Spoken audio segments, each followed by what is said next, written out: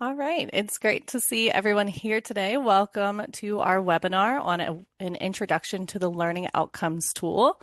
Um, Before we get started, I do want to let everybody know just a few housekeeping items. So closed captions are available, so feel free to turn them on or off depending on your needs.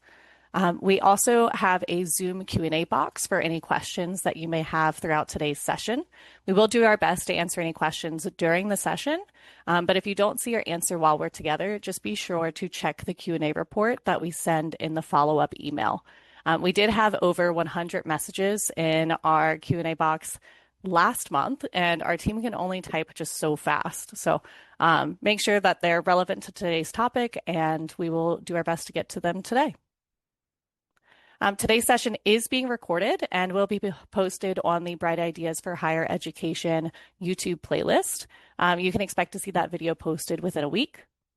And in the coming days, we will send all registrants an email with a link to that playlist, a copy of the slide deck, which contains some additional resources, and a copy of the Q&A from today's session.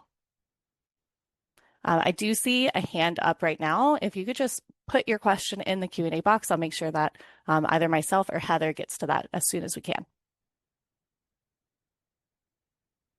So let's kick things off with our agenda. We will start with some introductions and clarifying some common terms. Then we'll have an overview of the Learning Outcomes tool, and we'll dive into things like what it is, why it's valuable, how to set up outcome sets and achievement scales, how to align those outcomes with assessments and course materials. And from there, I will show you these tools in a live demonstration. And to wrap up, we will have time for questions, a discussion, and I will point you guys towards some additional resources. So to introduce myself, my name is Victoria Fulhenshaw, and I'm a customer enablement specialist at D2L. Essentially, my role is to help customers like you make the most of your Brightspace tools. Joining me is my colleague Heather, who will be supporting me by answering any of your questions in that Q&A chat. And before we get too far, let's align on some of those quick terms. So D2L is the company that Heather and I work for. Brightspace is our product, learning management system. And depending on where you work, you might call your Brightspace instance something like Avenue to Learn or Power Ed. Although your LMS may go by a different name at your institution, just if you're here, then they should all refer to Brightspace. And then our Brightspace community is D2L's free online website where members can find great teaching and learning information, share best practices, and connect with other professionals using Brightspace.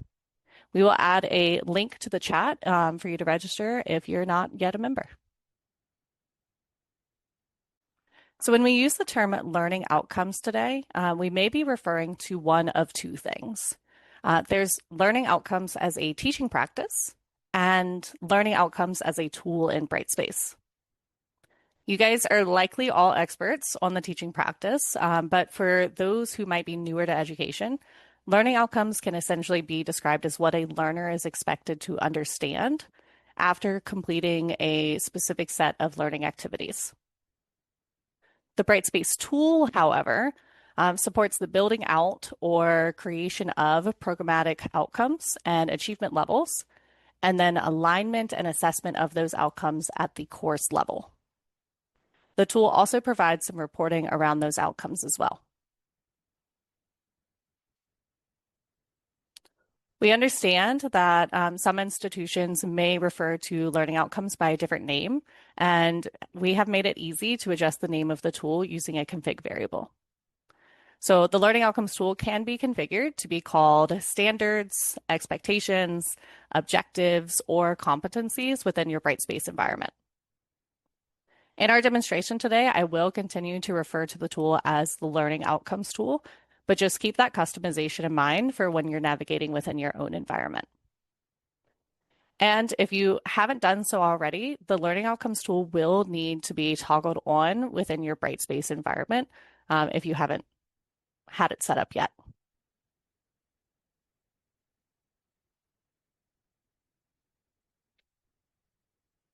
All right. So with learning outcomes comes achievement scales. You, as a Brightspace administrator, which many of you are here, must set up at least one achievement scale. Achievement scales essentially define a learner's performance and indicate when a learner has either met or not yet met the expectations of a learning outcome. So in this example we have on the screen, we have the option of not yet, proficient, and mastery. You could just have two levels, a got it and a not yet, or you could have any number of levels, really. You'll see some examples of that during our demo. These achievement scales are created at the organizational level, and then instructors will select which achievement scale they'd like to use within their course. You can kind of see some directions here, but when you go and create a new scale, you'll enter a new name, the number of levels, you'll add color indicators for each level. A percentage threshold can be entered for each level if you want suggestions for outcomes, assessment based on percentage of points received on a points-based rubric. I know that's a lot of words, but we'll show what that looks like in the demo itself. One note, though, is that the first scale that you create will be set to be the default for every org within your organization. But you can change the default, and faculty can go and choose which one they'd like to use within their course as well. The Learning Outcomes tool does allow you to create higher level learning outcomes, which can apply to multiple courses and can be imported into a course. So how this works is you will create an outcome set. Outcome sets are formally known as programs. So if you're familiar with programs, that's just the new term for it. And then we can add outcomes that will apply to essentially that whole program or organization. You can add outcomes using the Achievement Standards Network that's found natively in Brightspace, or you can create custom outcomes and upload them using a CSV file. Once outcomes are created at that organization level, then they can be imported into the course offering level. From there, instructors have the option of adding more course-specific, lower level or sub-outcomes under the previously created outcome sets.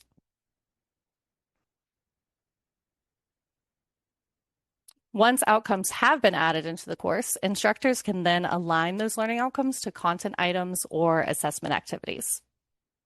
In the screenshot, you can see that the outcomes have been brought into the course. And then you can also see an example of an assignment in Brightspace that has outcomes aligned to it. Not only can you align outcomes to content and assignments, but you can also align outcomes to quiz questions, discussions, rubrics, and even portfolio items.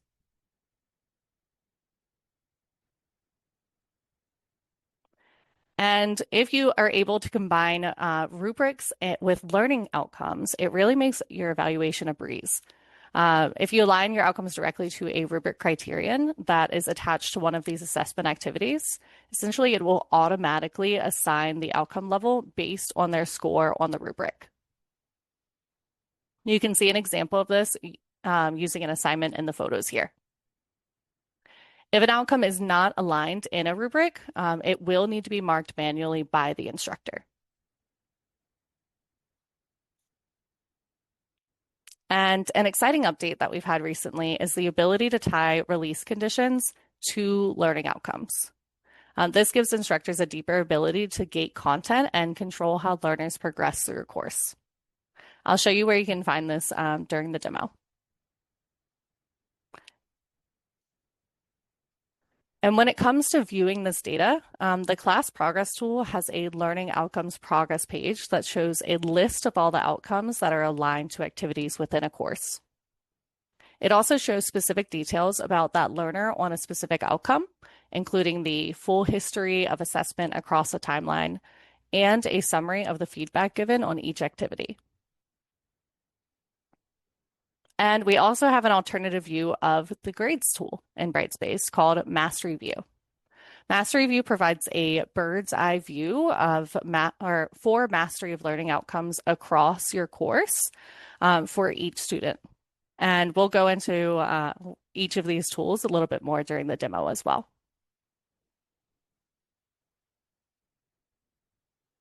And when we take a closer look at the learner view, you can see that it's very similar to the instructor view.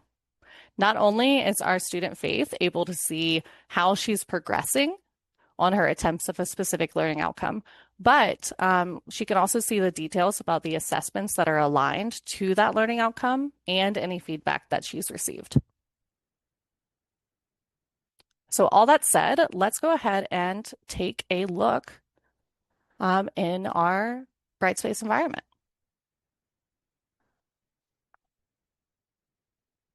So we're going to start as an admin here. So because we have to start with creating those achievement scales and the learning outcomes at that organizational level, we do really want to start kind of for those admin folks. So faculty, stay on. We will be going to you in just a moment. But to get to the learning outcomes tool for administration, you'll have to go to the admin tools cog right here in the top right corner. And from here, instead of having to look through all of those tools, we actually have this nice new fancy search bar here. And I can type in learning, and our learning outcomes tool comes right up here.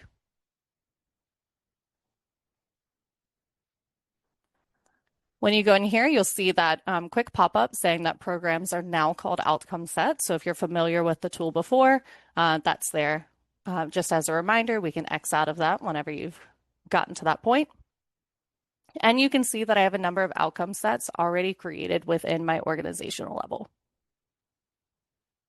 Let's look at our framework for 21st century learning. This one's the one that you got to see in some of those screenshots there. Outcome sets can take the form of individual outcomes, or there can be tiers. So we have our upper level outcomes here, like communication and collaboration, and creativity and innovation. And within those, we have some sub-outcomes. Our communicate clearly, which has many sub-outcomes beneath that. And then our implement innovations, think creatively. All of these have different sub-outcomes. You'll notice that each of them has a short code to be able to look them up easily and some descriptions that go along with them. And each of these actually is locked. These were imported using the Achievement Standards Network, so we aren't able to edit these ones here. But what we can do is add a lower level outcome. To do so, we will click on the outcome that we'd like to create a sub outcome for. Click Add Sub Outcome, and we can add our code and our description there. I would hope your outcomes are a little bit more specific than mine, but I'm just going to label mine as lower level outcome here for today. We'll click Save, and you'll see that it is now nested underneath that first CIC1 outcome. And if for some reason you wanted to go and delete an outcome that you might have previously created, you can just go to the ellipses and either edit it or remove it right here.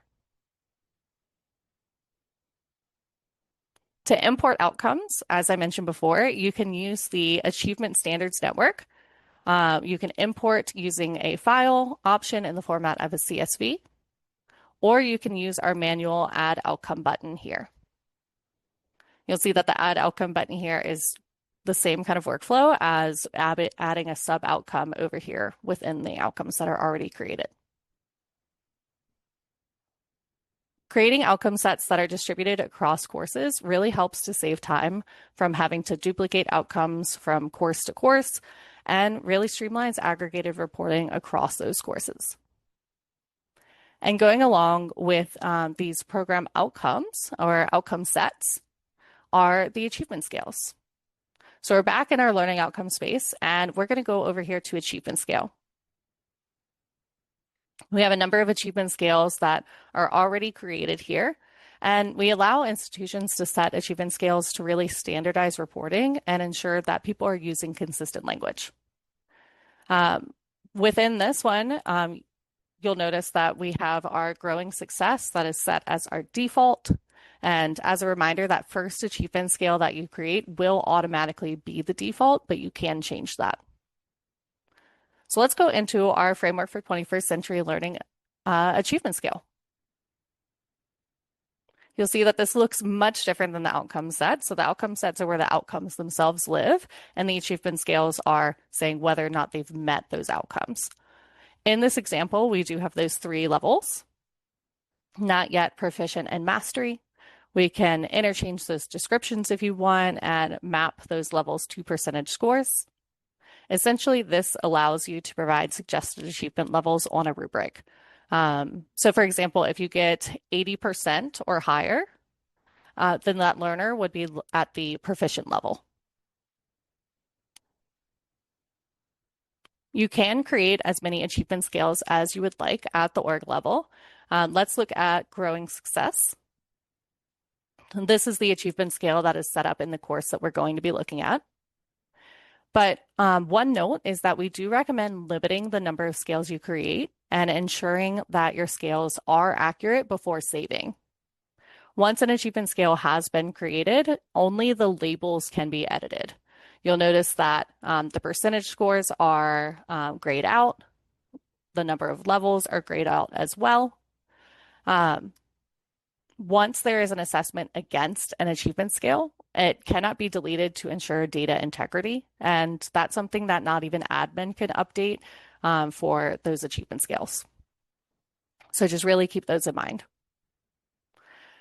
And when you go into a course, you can actually choose which achievement scale you use based on the program you're looking at. But an additional note is that once you do choose that achievement scale and assess against it, courses, you'll have to continue to use that scale at that course level as well. So we're going to go ahead and cancel this right now. But now that we've looked at what's available in terms of that organizational level for the outcome sets and the achievement scales, let's get into that course level. So in this tab, or in this window, I'm logged in as Regina Davis, who is one of our instructors. And this is where some of those real use cases come into play in terms of that day-to-day. The course activities are the things that will actually be aligned to the outcomes that you may have created. So we're going to go into our business course.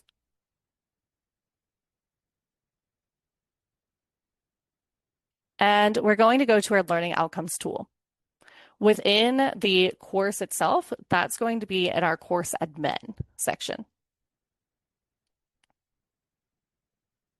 And from there, yours might be organized differently, but my learning outcomes tool is right here. And you'll see another call out here that as a reminder that programs are now called outcome sets. I'm going to go ahead and X out of that for now. And you'll see we actually already have a handful of outcomes imported into this course. But I'd like to go ahead and add some outcomes from the outcome sets that we just saw at the organizational level. So to do that, we will go to import from outcome set. And you can see all of the different buckets or folders that we saw at that organizational level. So we have our framework for 21st century learning, our global competencies. We're going to stick with framework for today. And I'd like to add the leadership and responsibility outcomes. From here, you have the option to go and select all of them, or you can be more specific and pick only certain ones within an area. So I'd like to go with this one and this one. We'll import the selected outcomes, and you'll see that they showed up right here. These are locked as they were imported using the Achievement Standards Network at that organizational level.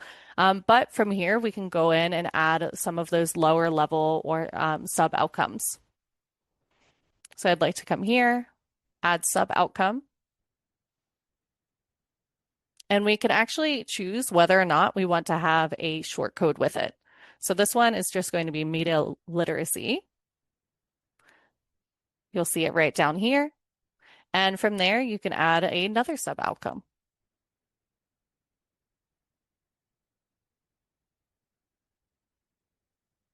This one's a bit more descriptive than my lower level outcome before. And press save. So you'll see now media literacy is its own kind of tiered structure here. And you can see our outcome here.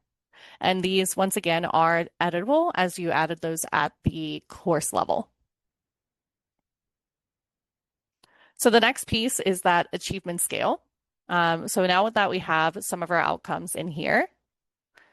We'll go to our achievement scale. And to find that, we'll actually go into settings here within our learning outcomes. From there, you can see all the achievement scales that are available at the organizational level. When picking an achievement scale, it is important to think through what language you want to use within your course to demonstrate mastery. So whether that be a level 1, 2, 3, and 4, whether you'd like to have the novice to master language here, a not met to exceeded language. There's really kind of no limits on what you can do with these labels. It's just a matter of what is best for your course. As I scroll down, actually, forgot to note, you'll see that I have a section for achievement threshold. This is our feature of our Achievement Plus add-on package. And essentially, whichever of those achievement scales that you're using, you can specify at which point the learners are going to have achieved the outcome that you're looking for. So for that growing success scale, that level 1 to level 4, anything level 3 or higher is what has been set here in this example. So this will turn into a binary result where anything below that threshold is a no, not yet. And anything above the threshold is a yes that has been achieved. And let's talk about how instructors can actually align these outcomes to course content and activities. So we're going to go into our content tool here. And you'll notice right away in the top left-hand corner here, this outcomes dashboard. So this is only available if you're using the new content experience, but it tells the instructor just how many of the outcomes in the course are currently aligned with content items. When I click on it, you'll see that, first of all, we can expand it a bit, but you'll see this is our content here, and these are our outcomes. You'll notice that all of those outcomes that I just added are not linked to any materials here. Anything that is linked to a material will be in that kind of white color, whereas the ones that aren't linked to course materials will show up in a different shade, just to give you a quick heads up and highlight on what gaps might need to be filled in terms of the content. So right now, we have 11 out of our 28 outcomes that are assigned to some sort of material in the content space. So let's go into our financing a business unit. And I'd like to see what outcomes are aligned to this particular unit. And to do so, we'll go to the ellipses up here and press View Outcomes. You can see here that we have our budgeting matters is aligned to certain outcomes. C+ budgeting matters is as well. And we can go and edit our outcomes alignment right here. As we do this, if I was to press Save Changes, our outcomes dashboard here would update live. But I'm going to go ahead and cancel that right now.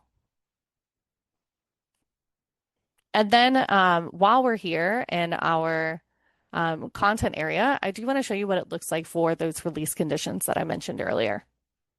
So to add a release condition, we're once again going to go into this little ellipses here and press View Release Conditions. Right now, I don't have any available set for this particular content piece, so we'll click Create, and then pick the condition type here. So for this condition type, if we wanted outcomes-based release conditions, we do score on associated outcome. And you'll notice that this one is nested underneath assignments, but we have that same one nested underneath discussions, as well as quizzes here. So this will let you go and pick the condition type of score on an associated outcome, and then it'll let you pick the quiz itself. So essentially, if we were to do that, we would then pick our outcome and then say whether or not they had to do better or do worse than this particular outcome. So this is a really awesome update, and I know this is great for folks that might do that like CBE learning and such. But we are in just the content piece right now. So this is just the first tier of alignments in Brightspace.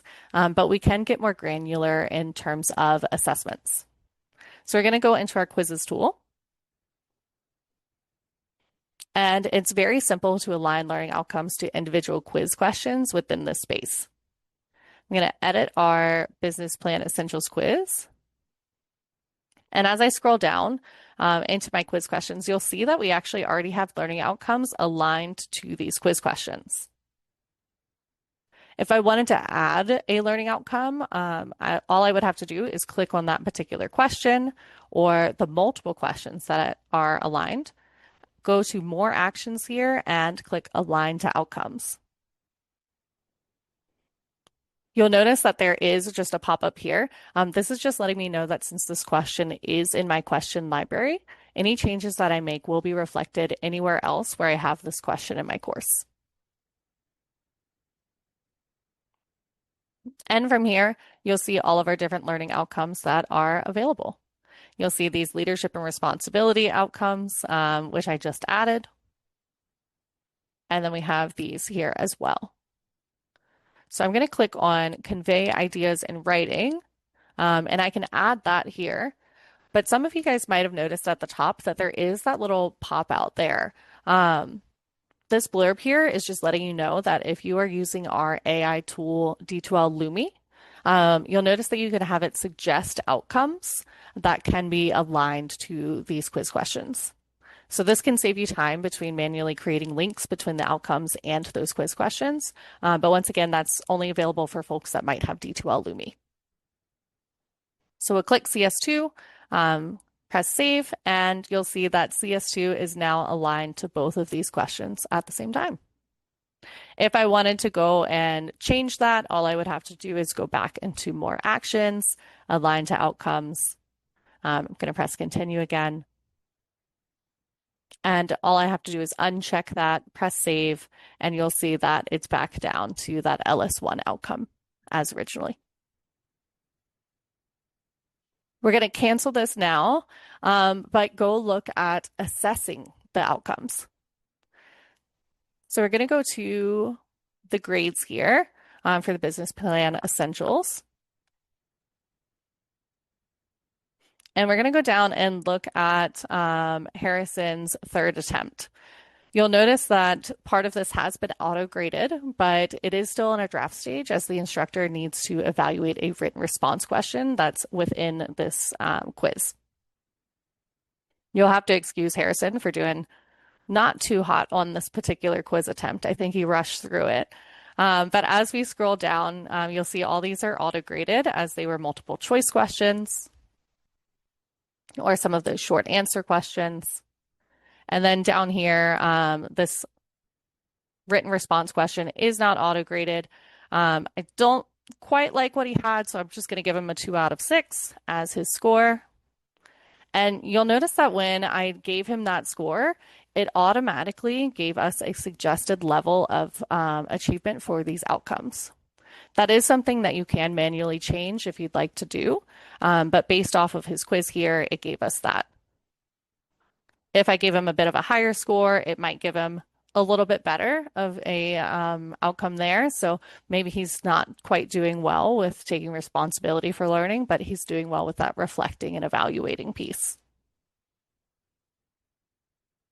So from there, we can go and, like I said, manually change it or publish it straight from there. For now, I'm going to discard these changes. And I'd like to show you how to add outcomes to a rubric. Once again, to get to our rubrics, we are going to go into our course admin space, just because I don't have them at the top here, and go to rubrics. You'll see I have a number of rubrics here, but we're going to look at assignment proposal 2. This will look the same as if you created one from scratch. It's just I liked having the rubric itself here. So if you're making one from scratch, you might just see an outcomes button here underneath the criterion. But for now, you can see that we actually have some outcomes aligned to this particular piece of criteria. So we have our CS2, which is aligned to this one, and then they're aligned through most of these, and we have LS1 down here. If we'd like to add a new outcome to here, we can click this and the plus button, and from here we can add any particular learning outcomes that we would like. We'll press save and you'll see all of our new learning outcomes are added right there. And to remove one, it is as simple as clicking this X button here.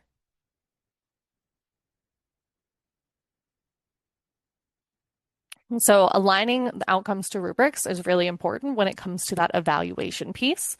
So let's go look at what it looks like for the evaluation side of things. Well, actually, before I do that real fast, when we scroll down, we'll see other options here within our rubrics. The big game changer here as to why adding outcomes to rubrics is really important is this automatically mapping achievement levels to percentage scores. So when you have this button clicked, Brightspace does just that. It automatically aligns the mappings based on the point score awarded in an evaluation, such as a quiz or assignment. And this is compared to the percentage threshold scale that you had in the achievement scale. This is an option, and you do have the option to manually map those achievement levels, but as you saw with our quiz, how it automatically gave you a suggestion there. If you have it set to manually, then you just have to manually align those outcomes as well. So I'm going to close this for now, and let's go into evaluating a rubric within an assignment.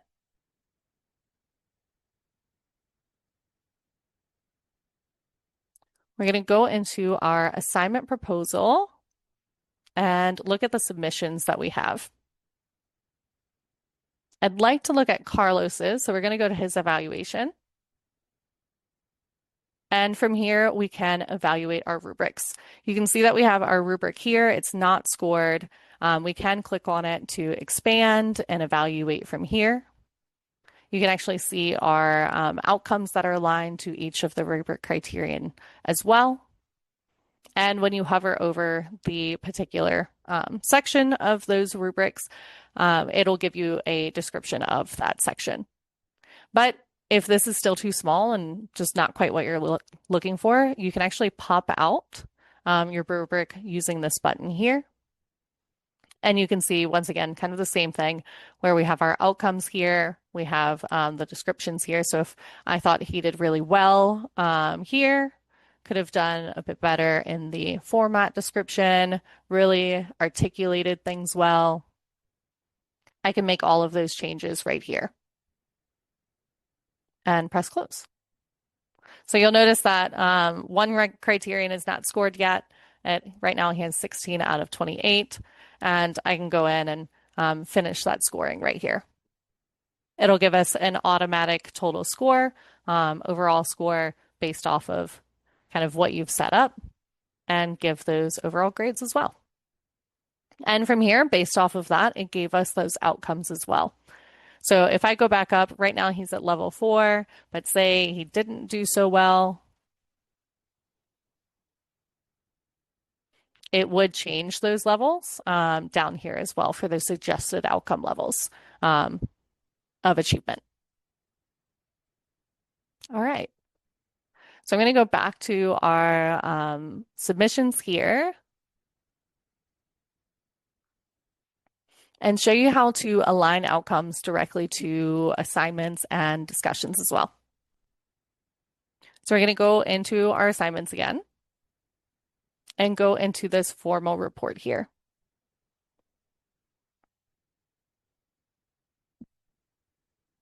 All of the assignments should have a section for outcomes right here.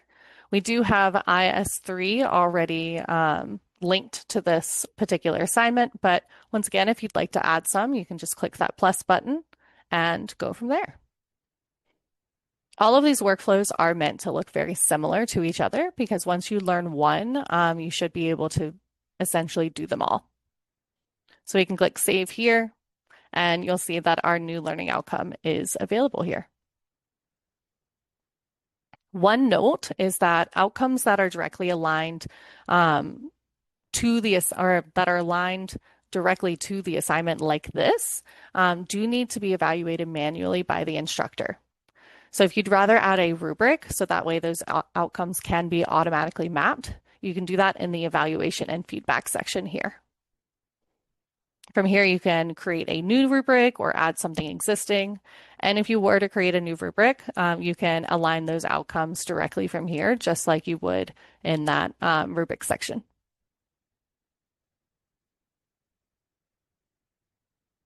So you're probably wondering where all of this data goes once it's been assessed.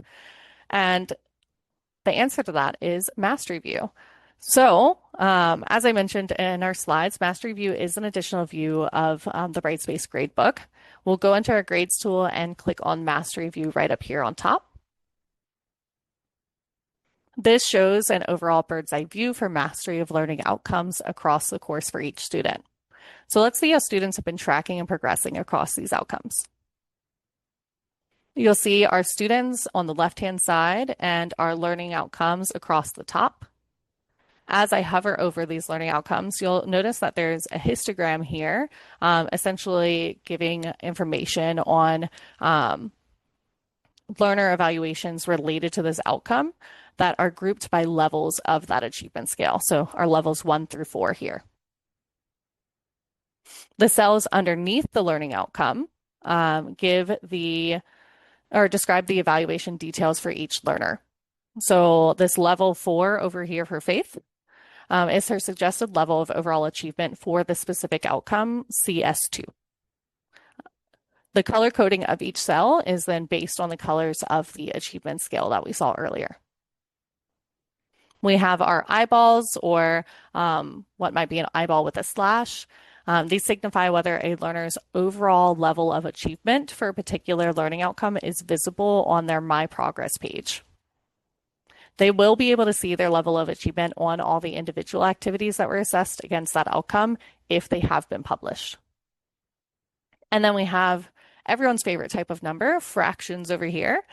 So our numerators, or the top number, is the number of times that that student has been assessed on that particular outcome. So Faith has been assessed on CS2 5 times.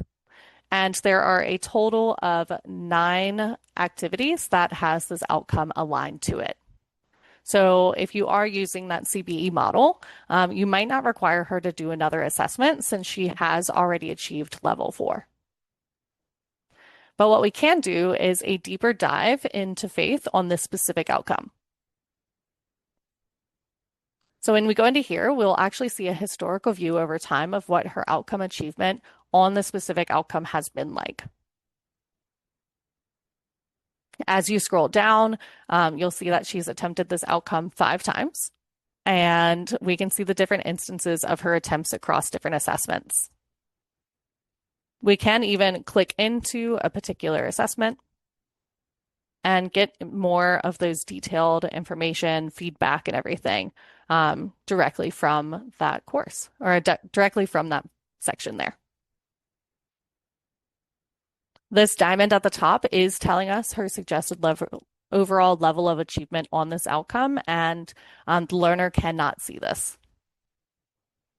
In terms of our calculation methods, we are using the most common.